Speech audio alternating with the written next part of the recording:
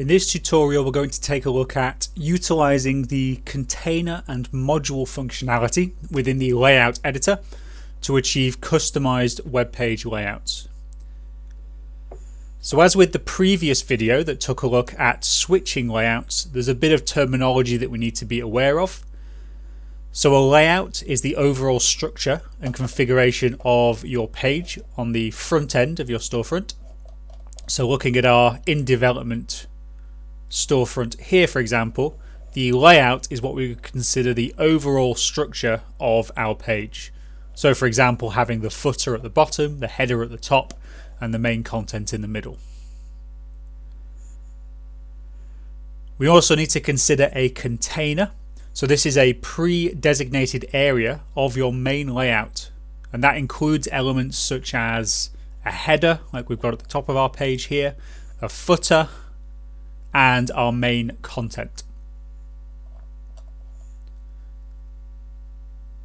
Now containers, as the name suggests, they just are areas that we can add or remove things from to sort of structure how we're adding new elements to our page and where they will appear.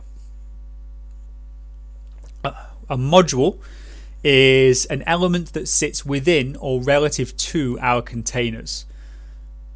So these add information or functionality to your page.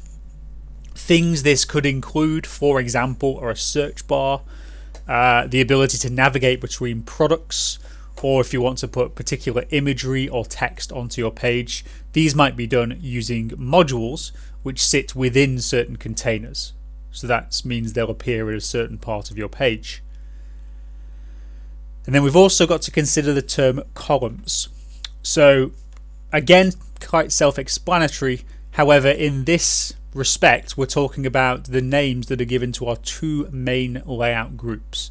So we have one column pages and two column pages, which allow for a greater variation in our layouts. And the difference between the two is that containers are laid out slightly differently. And we'll see that as we go through this tutorial.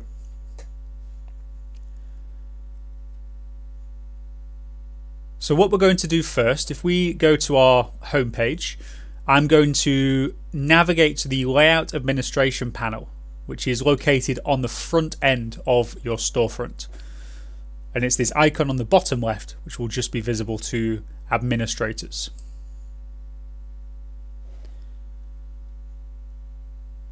Now what we want to do is to identify and apply a layout that we actually want to work on. And I'll tell you what, before I actually do this, I'm going to switch to another page, so we're not actually messing up our home page here. So I'm going to go to our contact page, which at the moment is very, very simple. There's a header, there's a little bit of information, and there is a footer. And if I go back on my icon here, you can see that the layout it's currently using is the one column layout. As we've mentioned in previous videos, a lot of these layouts are blank templates which are awaiting user specification. If you highlight and select one that you want to work on and click on change layout, any changes that we make to the modules within the containers and the layout of our page will now be applied to that particular layout, and that will be global across the entire storefront. It's also in this list here that we switch between our 1 and 2 column layouts. So just to briefly take you through the main difference between those 1 and 2 column layouts, I've got a little PDF here which is also available from our help desk as a PDF download if you wish to have a copy of this yourselves. So to serve as a good point of reference, the main container, which is in the center here, think of this as the layout of our actual page, and these are the different containers within our page. This is a 1 column layout. The main container will always contain the automatically generated content for the page. So if we look at our page we're looking at here, for example, this text that we've predefined in the back end of Infigo, that is within our main container. So for example, a product page here will have the product information within the main container, A category page will have all of its products and subcategories within the main container. And as we've seen with this one, which is a content page, we've just got our defined text essentially. Now there's not too much of a difference between the 1 column and 2 column layout. So if I just scroll down to the next page, just keep a careful eye on what changes, you'll see the only real change here is that the main container has been shortened, so it no longer spans the full width of the page, and now we have this left side container option as well. So this is most notably used for the display of categories and products without losing the main body of the content within the main container. And again, it's completely up to the user whether they want to use a 1 or a 2 column layout.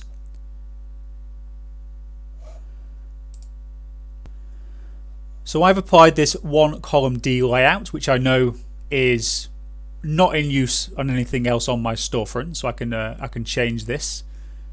And what I want to do to begin with is I want to start with a completely clean slate. So I'm going to remove a lot of the modules that we currently have on this page. And what I do to get to this option is to click on this toggle layout mode here. This will show us on our actual storefront page, we'll still see the content that's visible. However, it will also give us the option to remove any of those modules that we don't want to utilize.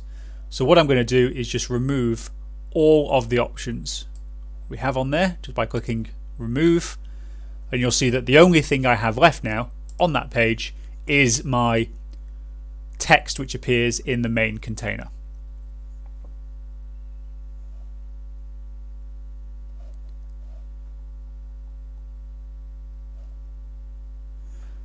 Alright, so the first thing we're going to do to actually add modules to this page is to specify our top menu. We want to actually see a top menu on our page. So this is our header, which contains all of the different links and our logo and whatever other information we need it to contain. So if I go back to our Layout Manager panel, I'm going to select where I want this module to be placed. So which container do I want this module within? I can reference back to my PDF if I wish, so I might want it in the header container.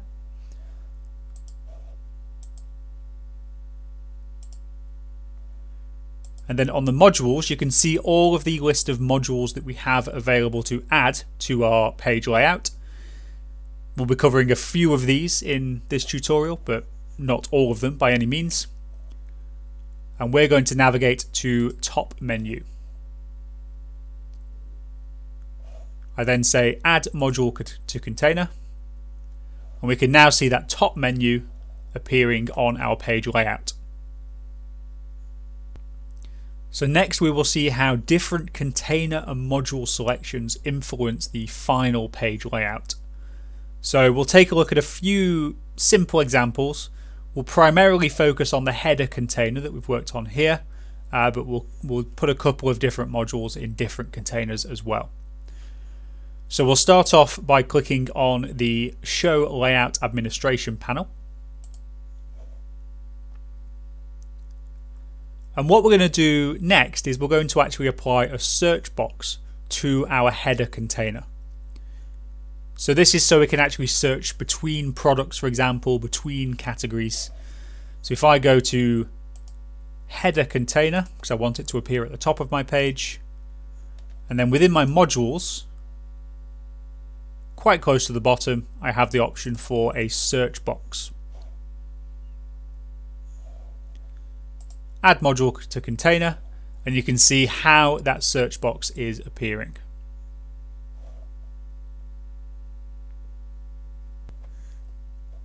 So you'll see here that we've added the search box directly to the header container. Now the search box option there is spanning the entire width of our page. The search box itself is not, however it means that it's been orientated to the direct left of that search box section. And that's because it follows the behavior of the main header container itself. What it also means is that any subsequent modules that we add to the header will appear directly below this. So we're essentially just going to end up with a line of modules, which might not look the tidiest. It might not be exactly what we want. So what we're going to do is see how we might make this look a little bit more visually appealing. So if I go back to our navigation and layout manager option down here,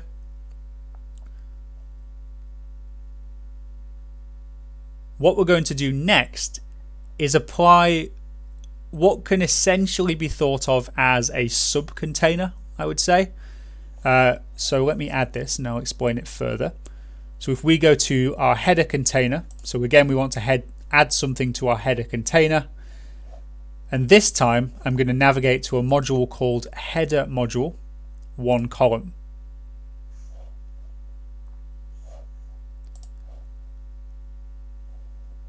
So you can see that's been added in there. So modules such as this, they act as, I would say they act as additional formatting. So they allow us to configure a layout more in keeping with the rest of the page. And this can be thought of, as I mentioned before, as kind of a sub-container.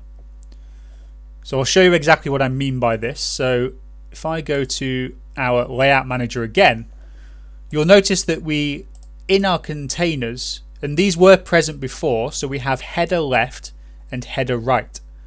And those particular containers are not on our main settings here. They're not on our main layouts. And if we'd added something directly to header left and header right, we wouldn't have seen it appear on our page.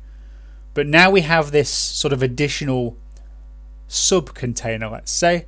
We can add things to header left and header right, and they will show on our page. So if I now go to header left, I'm going to select on our search box again and add that to our container.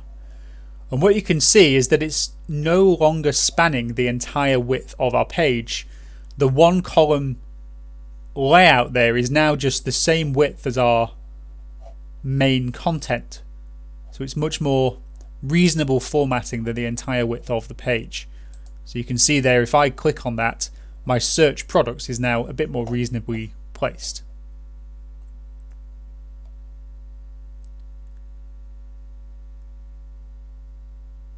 So the use of modules giving this sub-container functionality can also be used to group modules side by side, which you wouldn't be able to do just by adding things directly to the main container.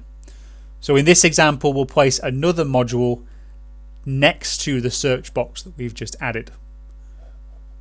So we'll start off by going to the layout manager again.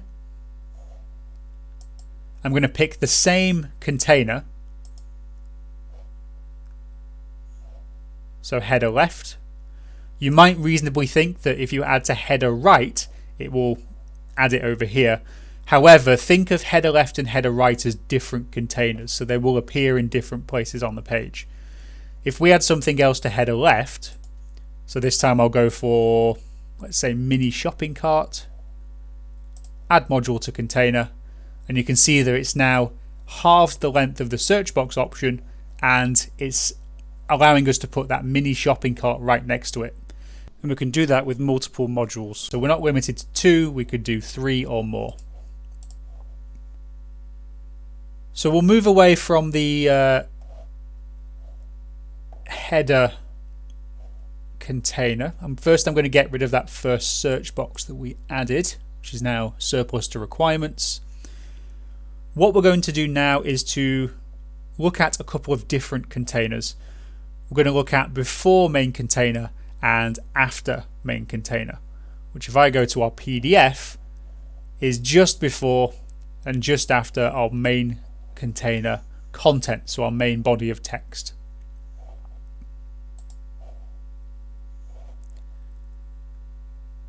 So if I go back to our layout manager, if I select the container called before main container, now I can add whatever module I want to this. In this case we might go for a slider, because we'll have a look at that and its options in subsequent videos. You can see it's added our slider module directly before our main content. So the slider itself can be configured within the editable content area of the storefront backend. And as I mentioned, this will be covered in a different tutorial. And the last thing we'll add here is another module, but we'll do this after main container. This time maybe I'll do a shopping cart slider, and then I'll add that one as well. Now it's saying that our basket is empty. I've got no items there, but that will show us details on any items that we have in our basket after our main content, because we've added it to that particular container.